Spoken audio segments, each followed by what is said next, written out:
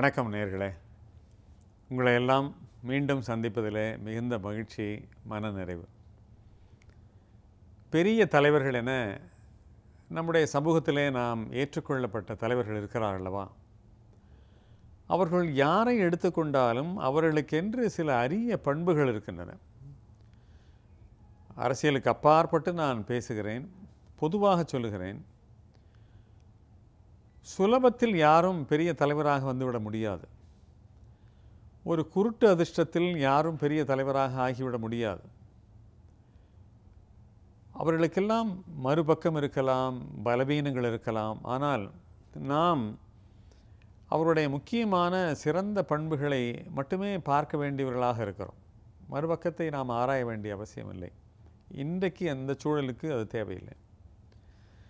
சில நேரத்திலே குப்பைகள் இருக்கின்றனவா, அதில் இருந்து அடிக்கிற காற்றின் மூலமாக ஒரு குப்பை தாள் போய் கோபுரத்தின் மேலே ஏறி உட்கார்ந்து விடும்.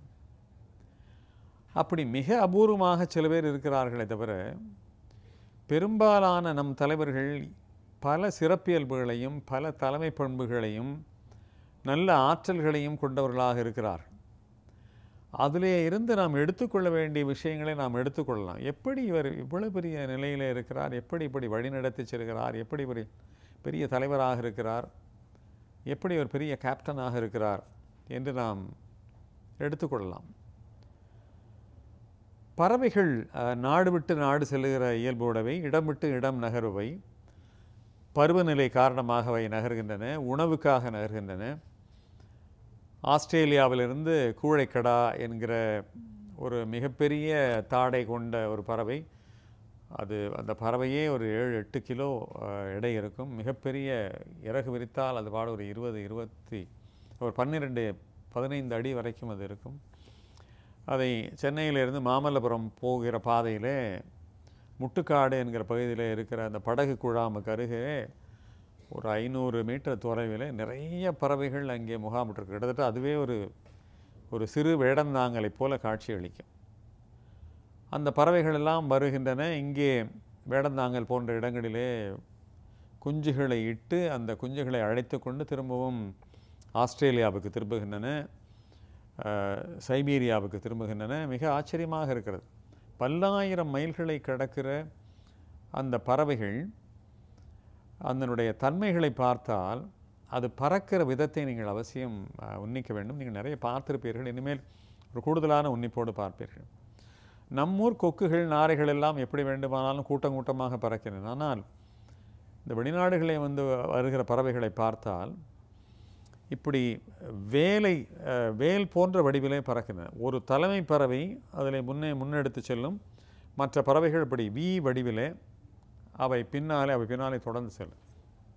அது அவ்வளவு அழகாக, நேர்த்தியாக, சற்று முன்பின் பறப்பதோ விலகி பறப்பதோ கோணங்களிலிருந்து மாறி பறப்பதோ இல்லை. அவ்வளவு அழகாக அவை ஒரு வி போன்ற ஒரு வடிவிலே அவை பறக்கின்றன.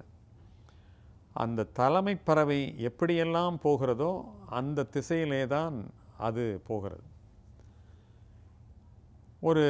இந்த அம்பின் வடிவம் எவ்வளவு மைல் பறந்தாலும், எத்தனை ஆயிரம் மைல்கள் பறந்தாலும் மாறுவதே இல்லை. அப்படி ஒரு ஒழுங்கையும் நேர்த்தியும் அவை கடைப்பிடிக்கின்றன. யார் சொல்லித்தந்தார்கள்? என்ன உணர்வு இப்படி அந்த பறவைகளை பறக்க வைத்தன என்றால், அந்த தலைமை பறவையினுடைய கோணத்திலே, அந்த பார்வையிலே தான் அவை இடம் நகர்கின்றன. விமானத்திலே பறப்பது என்றாலும் கூட, இப்போ ஆஸ்திரேலியாவுக்கு பறப்பது என்றால் சென்னையிலிருந்து கோலாலம்பூருக்கு 3.25 மணி நேரம், கோலாலம்பூரிலிருந்து மெல்பர்ன் அல்லது அடிலைட் போன்ற தென்னக நகரங்களுக்கு, ஆஸ்திரேலியாவுடைய தென்கொடியில் இருக்கிற நகரங்களுக்கு பறப்பது என்றால் அங்கேருந்து மீண்டும் ஒரு 8.5 மணி நேரம். கிட்டத்தட்ட 12 மணி நேரம் பறக்க வேண்டிய இந்த இடத்தை அந்த பறவைகள் அவ்வளவு நேரமும் இந்த கூம்பு வடிவிலே தான் பறக்கின்றன என்று எண்ணுகிற பொழுது உண்மையிலே வியப்பாக இருக்கிறது. ஒரு மூத்த பறவையினுடைய தனி ஆற்றலை இந்த பின்னாலே இருக்கிற பறவைகள் பயன்படுத்தி கொள்ளுகின்றன. தலைமை பண்புகளுள் ஒன்றாக இது சொல்லுகிறார்கள். தலைமை பண்புகளுள் பதவியில் இருக்கிறவர்களுடைய மற்றொரு பெரிய குணாதிசயம் என்னவென்றால், அந்த தொண்டர்களை கவர்ந்து இழுப்பதற்கு அவர்கள் தன் பின்னாலே வருகிறார்கள். அவர்களை கவர்ந்து இழுப்பதற்கு பறவைகளைப் போல அவர்கள் உத்திகளெல்லாம் பறவைகளுக்கு உத்திகள் தெரிவதில்லை. ஆனால் இந்த தலைமை பதவியில் இருக்கிறவர்களுக்கு அந்த தொண்டர்களை எப்படி கவர்ந்து இழுப்பது என்று அவர்களுக்கு தெரிந்திருக்கிறது. ஒரு வீட்டு வாயிலிருந்து வெளியிலே வருகிறார்கள். என்ன தமிழரசன், என்ன கோமகன், எப்படி இருக்கிறீர்கள் என்று அங்கே இருக்கிற ஒரு சில தொண்டர்களை பார்த்து ஒரு வார்த்தை சொல்லுகிற பொழுது அந்த தொண்டர் பூரித்து போவார். அன்றைக்கு அவர் முடிவெடுப்பார், வாழ்நாளெல்லாம் இந்த தலைவர் தான் எனக்கு என்று அடிமைப்பட்டு கிடப்பது என்கிற அளவிற்கு அவர் அந்த தலைமையை ஏற்றுக்கொள்வார். தொண்டர்களை கவர்வதற்கு தலைமை பதவியில் இருக்கிறவர்கள் விதவிதமான உத்திகளை கையாளுகிறார்கள். அந்த தொண்டருக்கு ஒரு கையசைக்கிற நேரம்தான், அதற்கு மேலே அவருக்கு நேரம் இல்லை.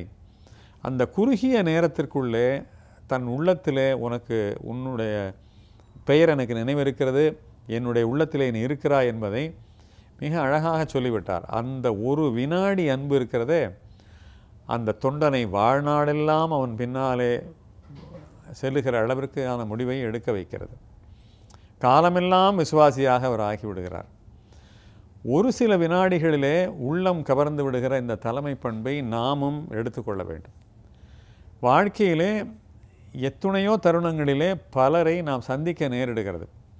அவசரமாக ஓடுகிற இந்த வாழ்க்கையிலே விரிவாக அவர்களோடு பேசுவதற்கான சூழ்நிலை அமையவில்லை. சாலையிலே எதிர்பாராத இடத்திலே ஒரு சிக்னலிலே நிற்கிற இடத்திலே நமக்கு இணையான வாகனத்திலே ஒருவர் இருக்கிறார். ஒரு சில வினாடிகள் தான், அதற்கு பிறகு நீங்கள் தாமதித்தால் பின்னாலே இருந்து நொய் என்று ஆர்ன் அடிப்பதற்கு தயாராக இருக்கிறார். அந்த கிடைத்த ஒரு சில வினாடிகளுக்குள்ளே வெறும் கையை மட்டும் அசைத்து விடாமல், எப்படி இருக்கீங்க, சௌக்கியமாக இருக்கீங்களா, பார்த்து எவ்வளோ நாளைச்சு, வாங்க பேசுவோம் என்று ஒரு 3 கேள்விகளிலே, ஒரு 3 விசாரிப்புகளிலே அவருடைய உள்ளத்திலே மிகப்பெரிய இடத்தை நாம் பெற்றுவிட முடியும். அதற்கு மேலே இங்கே நேரம் இல்லை. திருமண வீடுகளிலே சில பேரை சந்திக்க நேரிடுகிறது. ஒரே நேரத்திலே உறவினர் திருமணங்களிலே ஒரே நேரத்திலே பல பேரை சந்திக்க நேரிடுகிறது.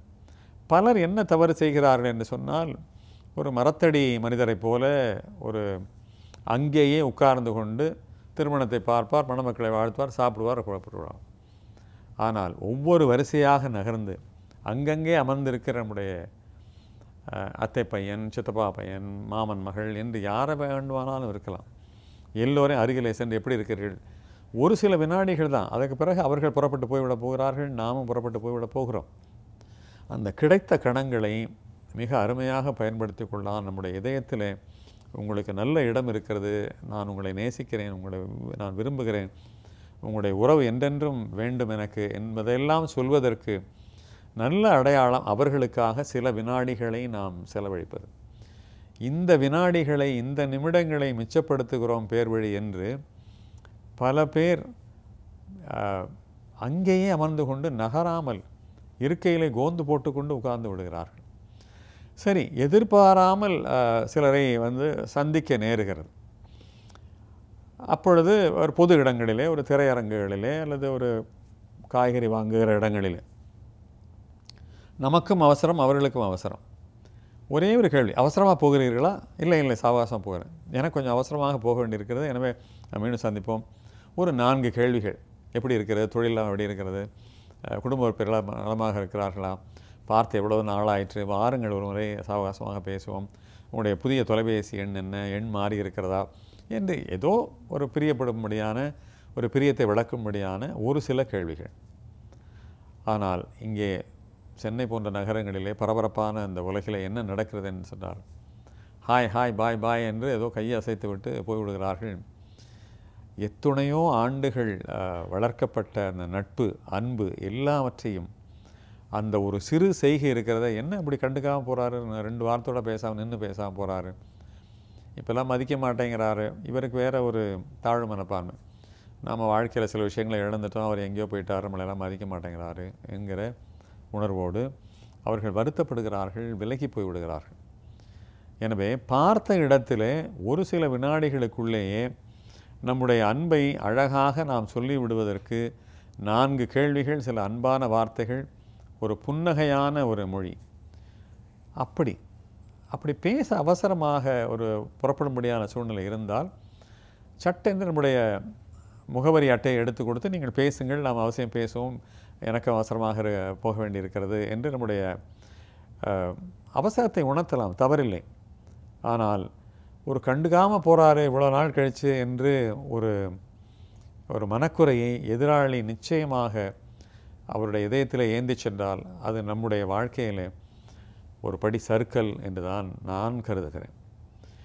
நேர உணர்வு நமக்கு வேண்டியதுதான். ஆனால் எதிர்பாராமல் உறவினர்களை, நண்பர்களை சந்திக்கிற பொழுது அந்த நேர உணர்வை ஓரங்கட்டி வைத்துவிட்டு நிறைய நேரம் செலவழிக்க முடியாத சூழ்நிலையிலும் ஒரு சில நிமிடங்களுக்குள் நம்முடைய அன்பை பரிமாறிக்கொள்வதற்கான சாத்தியக்கூறுகள் கிடைத்தால் அதை நன்கு பயன்படுத்தி கொள்ள வேண்டும், அந்த கணங்களை. அப்படி செய்கிற பொழுது அந்த எப்படி ஒரு மண்ணிலே கிடக்கிற ஒரு பொருள் மண்ணால் மூடப்பட்டு மங்கி போயிருக்கிறதோ அப்படி அந்த நட்போ உறவோ மங்கிப்போன நட்பு நாம் கேட்ட கேள்விகளாலே, நாம் செலவழித்த சில வினாடிகளாலே அப்படியே பட்டை திட்ட வைரம் போல, மெருகூட்டப்பட்ட தங்கத்தை போல ஆகிவிடுகிறது. அந்த உறவு மீண்டும் புதுப்பிக்கப்படுகிறது. நாம் வாழ்க்கையிலே பெரிய வெற்றி என்று கருதுவது நிறைய பணத்தை சம்பாதிப்பது, வாழ்க்கையிலே வசதிகளை அடைவது, சௌரியங்களை செய்து கொள்வது, ஆடம்பரமான வாழ்க்கையை வாழ்வது என்று எண்ணிக்கொண்டிருக்கும். அதற்கெல்லாம் பணம்தான் காரணம் என்று எண்ணிக்கொண்டிருக்கிறோம். ஒரு பெட்டகத்திலே பணத்தை கட்டுக்கட்டாக அடுக்கி வைப்பதை விட நம்முடைய இதய பெட்டகத்திலே அன்பு உள்ளங்களை சேர்த்து கொள்வது இருக்கிறதே, அதுதான் வாழ்க்கையினுடைய உண்மையான வெற்றியாக இருக்கிறது. பணம் வாழ்க்கையில் அவசியம்தான். ஆனால் அதற்காக உள்ளங்கள் வேண்டாம் என்று நினைத்துவிட முடியாது. எனவே பணம் சம்பாதிப்பதற்கு எவ்வளவு முக்கியத்துவம் தருகிறோமோ அதே உள்ளங்களை சம்பாதிப்பதற்கும் நாம் முக்கியத்துவம் தர வேண்டும். அதற்கு எதிர்பாராமல் கிடைக்கக்கூடிய சந்திப்பு நேரங்களை மிக அழகுற பயன்படுத்தி கொள்ள வேண்டும். இந்த வேண்டுகோளை உங்கள் மத்தியிலே வைத்து மீண்டும் சந்திக்கிறோம். நாளை வணக்கம்.